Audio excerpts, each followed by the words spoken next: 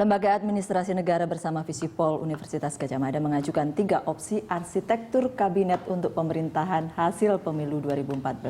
Struktur kabinetnya dipangkas antara 20 kementerian hingga 24 kementerian plus 2 menteri koordinator dan 1 kantor kepresidenan.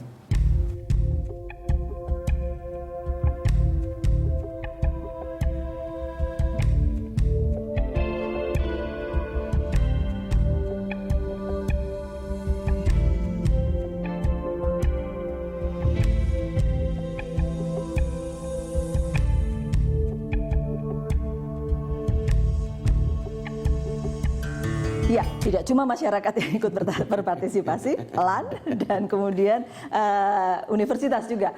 Tetapi yang paling berkepentingan di luar Pak Jokowi JK adalah tentunya partai dan partai pendukung. Ya, Pak Rio. pasti. Karena tentu dengan komposisi ya, perolehan suara partai utamanya PDIP tidak cukup mengusung sendiri. Tentu kemudian ada partai yang menggenapkan supaya Jokowi bisa maju.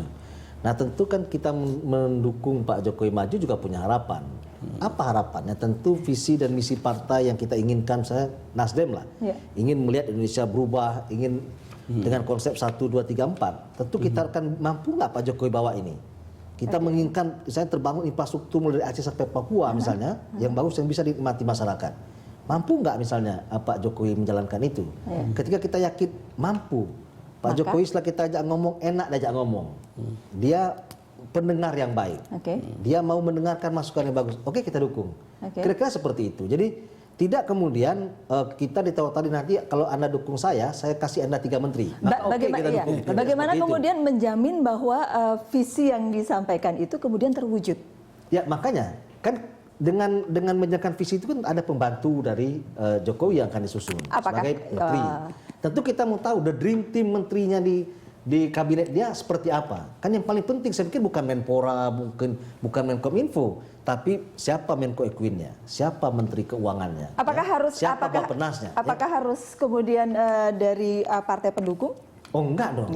Itu harus profesional. Sebenarnya the dream team ini yang memang haknya Pak Jokowi untuk memilih yang terbaik bagi anak-anak negeri ini yang mampu untuk menjalankan itu. Bagaimanapun memang tidak memaksakan bahwa harus misalnya memaksakan saya harus sekian jadi menteri apa gitu ya. Soal itu. Nasdem minta menteri apa gitu, enggak kan ya? Enggak ada. Tetapi bagaimanapun kan partai politik ada perannya di situ. Ya, saya kira Pak Jokowi selain juga menghadapi patron di dalam partainya sendiri, dia juga harus bersiap menghadapi bahwa parlemen yang tidak dia kuasai secara mayoritas, paling tidak secara partai. Saya kira dia belajar dari pengalaman di DKI. Kalau seorang Ahok, karena dia dipilih langsung, dia punya kekuatan menghadapi DPRD. Ya. Walaupun suara mereka di DPRD minoritas. Saya kira sekarang Jokowi mau meng-create. Menteri saya ini bukan menteri sembarangan. Ini menteri yang dipilih oleh rakyat. Sama seperti kalian. Bahkan pemilihnya lebih banyak dari kalian.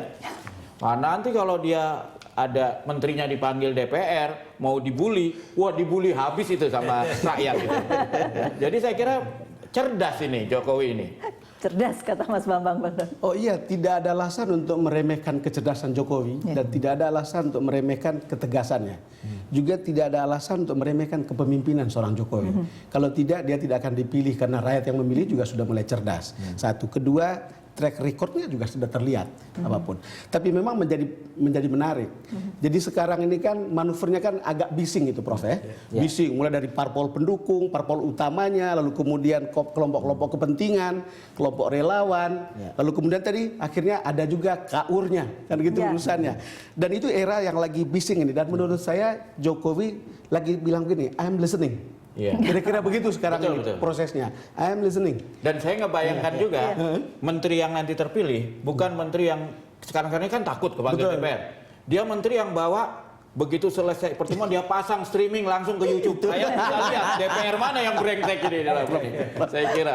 Prof Ikrar, I'm listening kata Bang Don. Iya, jadi buat saya nih kalau di zaman Orde Baru itu ada screening by the intelligence or by the military. Ini screening dengan cara berbeda by the people. Ini benar-benar screening bukan kaitannya dengan politik tapi berkaitan dengan kompetensi, capability ya. Kompetens, kemudian capable atau kemudian track recordnya baik, itu. Karena kan ada beberapa catatan yang harus dipegang ya.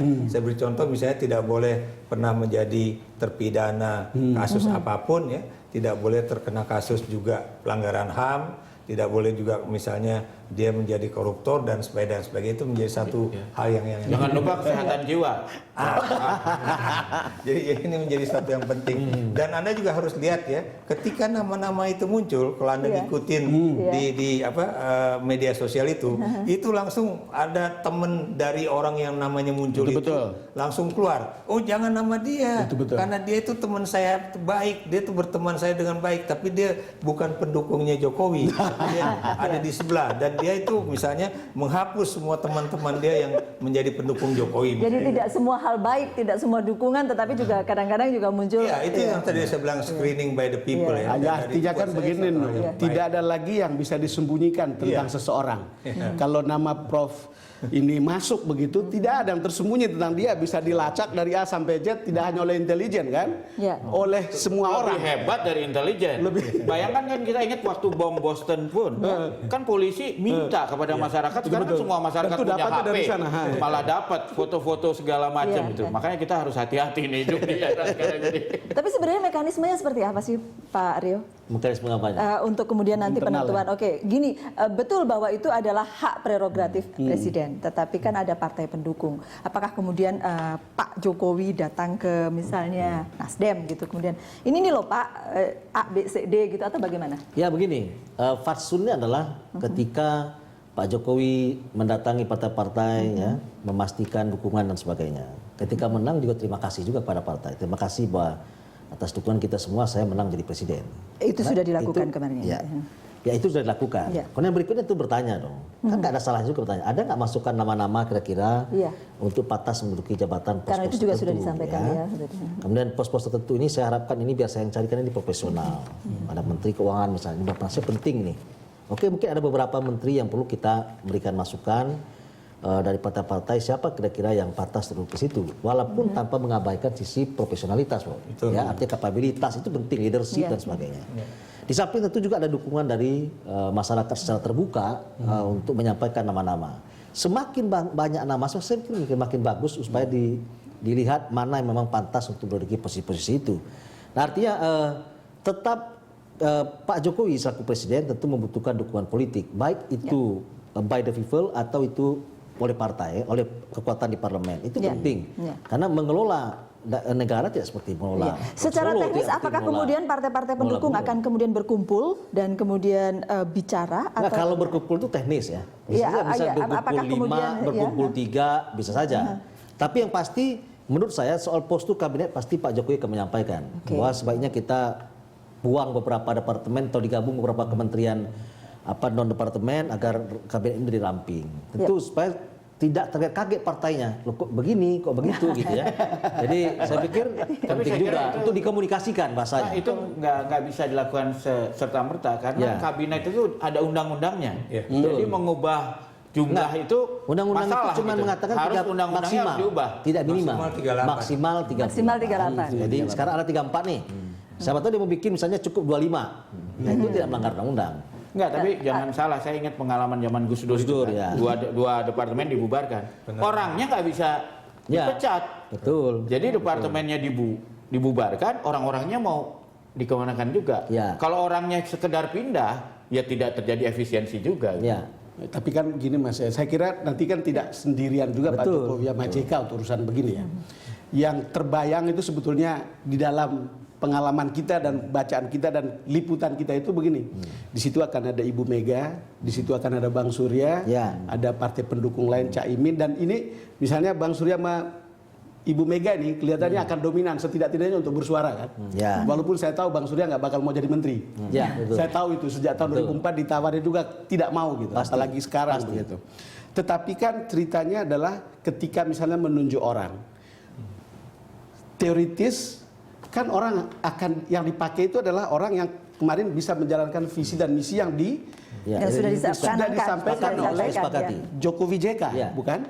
Dan itu adalah ukurannya. Sedangkan input itu kan bisa datang dari berbagai pihak. Termasuk bisa ada kesesuaian dengan keinginan publik, bisa juga bertentangan dengan keinginan parpolnya sendiri kan gitu. Dan itu akan jadi rame sekali. Mengartikulasi seperti itu gimana, Prof? Ya, jadi begini ya, saya melihat memang ada paling enggak 2 langkah yang sudah dilakukan oleh Jokowi JK ya. Pertama dia membuat satu kantor ya. Kantor transisi ya. Transisi, persiapan untuk begitu 20 Oktober itu langsung berjalan ini. Yang kedua adalah pembentukan kabinet. Jadi pembentukan kabinet itu tidak menunggu sampai Jokowi JK dilantik 20 Oktober, tapi sudah dipersiapkan dari sekarang. Ini menjadi satu langkah yang baik menurut saya ya. Saya catat, tidak ada yang misterius lah tentang kabinet. Jadi tidak seperti dulu gitu. Menurut saya juga ya, ini juga menjadi test case, bukan cuma dalam artian duit tunggal Jokowi JK, tapi juga test case bagi partai-partai yang tergabung dalam koalisi ini. Test case-nya itu adalah apakah kemudian nanti mereka sepakat dan kemudian mendukung hasil keputusan presiden terpilih ya untuk menentukan anggota-anggota kabinetnya itu ya. Kalau kemudian ternyata nanti tiba-tiba ada keramaian, ada kemudian yang menentang, ada yang kemudian ada yang ngambek, dan sebagainya, itu tentunya menjadi satu hal yang tidak enak juga untuk running pada 21 Oktobernya ya, karena biar gimana pun kan mereka berhitung kira-kira 100 hari setelah 20 Oktober itu apa saja yang harus dilakukan gitu. Tapi buat saya lagi-lagi dengan komunikasi yang baik itu saya pikir semuanya akan juga akan cair lah. Bukan cuma cair tapi solusinya akan ketemu lah. Pak Rio, solusinya tidak ada masalah sejauh ini memang kemudian, tetapi ketika mau masuk kepada langkah berikutnya untuk pemerintahan memang bisa jadi yang Prof Ikrar katakan tadi bisa jadi bersoal gitu. Ya, saya melihat karena Pak Jokowi ini orangnya mau mendengar, kemudian mau bersabar mendengar banyak pendapat orang, ya. Kemudian dari banyak pendapat itu dia bisa menyimpulkan apa yang dimaui oleh kemauan publik, kemauan partai politik dan sebagainya. Saya pikir Pak Jokowi ini mewakili kepemimpinan model baru. Ya, kalau dulu orang cenderung saya presiden, maka saya mengatakan A dan itu hak saya. Ya, tapi saya lihat modelnya Pak Jokowi ini semuanya memang tidak umum. Jadi model kaya, model ini, gayanya, cara ini, dan itu memang disukai publik hari ini. Jadi saya melihat kepemimpinan Pak Jokowi ini pasti punya solusi yang baik dan tidak punya alasan untuk ngambek dengan Pak Jokowi. Karena kalaupun ada persoalan yang tidak nyambung, pasti bisa disambungkan dengan gaya kepemimpinan. Kan bagaimanapun saya tidak yakin 100% semua partai akan kemudian bisa, oh iya langkahnya A dan semuanya A. Begitu. Pasti ya? Pasti ya, minimal nggak mesti harus sama, minimal dapat ini pasti ya, dan Pak Prof Ikrar bilang pasti tidak. Pasti akan ada perdebatan ya. Itulah demokrasi. Iya.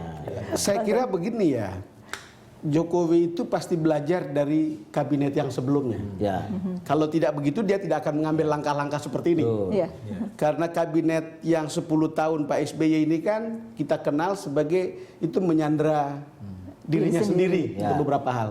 Berusaha untuk menyenangkan banyak orang, tapi kemudian ketika berjalan begitu, kok begini gitu. Jadi itu kemudian menurut saya Jokowi ingin keluar dari situ, apalagi JK kan pasti dia juga punya masukan kepada Jokowi yang juga punya pengalaman yang sama pada saat itu. Kalau begitu selain butuh kemauan untuk mendengar, terus apa gitu? Saya kira memang ini kombinasinya menarik karena Pak Jokowi itu punya kemampuan berkomunikasi dengan masyarakat luas yang sangat prima. Saya belum pernah lihat orang punya kemampuan seperti itu. Sementara Pak JK punya kemampuan berkomunikasi dengan parlemen yang prima juga. Ya, kita bisa lihat ketika Pak SBY bersama JK, Partai Demokrat cuma 7%. Lebih jalan komunikasinya berkat seorang JK dengan parlemen. Justru ketika membuat koalisi di babak kedua malah menjadi tersandera, terlalu gemuk gitu. Jadi menurut saya pasti mereka belajar dari ini. Dan jangan salah ya, menurut saya yang namanya crowdsourcing ini, meminta pendapat masyarakat ini bukan sesuatu yang mengada-ada. Kalau di dunia bisnis ini sudah menjadi tren. Nah, kalau zaman dulu tuh biasanya Riset pabrik pasar di ini. Retroid Ini bikin riset riset pasar. pasar dengan PhD untuk bilang apa warna merah berapa persen warna ini. Sekarang mereka enggak, mereka lepasin aja ke masyarakat, masyarakat membalas sendiri. Seperti kawal pemilu. Itu betul. Ya, Nah, oke. jadi ini memang tren apa namanya partisipatory demokrasi yang semakin baik. Walaupun tetap juga harus kita cermati juga, karena jangan sampai nanti ada penumpang gelap yang saya katakan tadi Baik. menyusup-nyusup di tengah itu dan bikin dipakai Twitter. Kalau menurut saya, yang Kan terbaik. Jokowi juga tidak menurut akan saya terpengaruh penumpang gelap. gelap itu lebih gampang di sistem elitis. Ya. Karena sistemnya gelap, nggak jelas, ya kan? Tidak Di pos, di transparan. lobi-lobi, di kafe-kafe. Kalau ini nggak bisa, semua orang bisa lihat seperti formulir C1, semua orang bisa lihat. Semua bisa ikut Ya, jadi penumpang gelap partisipasi. jadi terang benderang semua sekarang. Ya, kita akan lanjutkan sesaat lagi Kabinet Profesional Jokowi.